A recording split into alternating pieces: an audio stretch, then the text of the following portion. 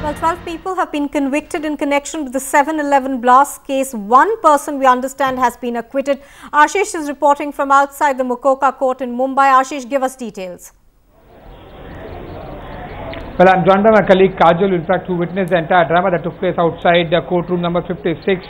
The basic one-line information that has been, in fact, most important is 12 out of 13 have been proven guilty, and one acquitted is Abdul Wahid Shaikh. Kajal, tell us what exactly happened inside the court, why were journalists not allowed, and what are the what basically exactly happened and how the orders were pronounced. Well, yesterday when the date for the judgment was announced, the judge had said that those who had already applied, which Times Now had also applied, Times Now journalists had applied for it, were said that they will be allowed in the courtroom. There were 34 approved names, but the judge did not allow us.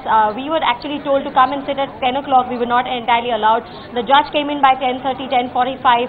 Even then we were not allowed to go in, and later on what happened was that an orderly from the judge's chamber came out to say that only 5 journalists will be allowed, which is when the entire crowd of journalists, because by then there were at least 50-60 journalists standing outside there, decided that if all the 34 are not allowed, no one will really go inside the court. So no one really was allowed inside the court, and not just that, what had happened was that so no one really heard what exactly the judge said. None of the observations are in public domain. It is strange because it was not an in-camera trial, but right at the moment of the judgment, the judge decides that no media, no one should be allowed. We saw a lot of unconnected lawyers going inside. We saw a lot of people who were not related to the case going inside, but somehow the judge was not ready to allow the media inside, and there was the entire media contingent was standing outside the collapsing doors that guard that particular court, and only one line information that we have is that 12 of the 13 arrested accused have been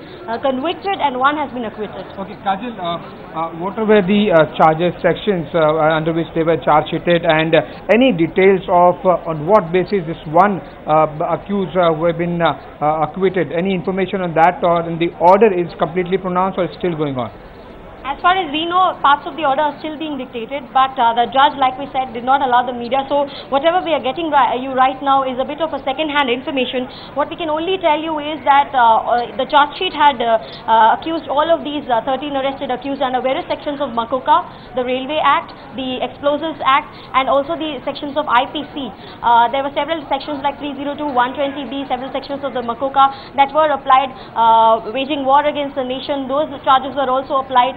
But as to what exactly led to the acquittal of this one person is something that we'll have to wait for the lawyers to come and clarify, because we were not allowed inside.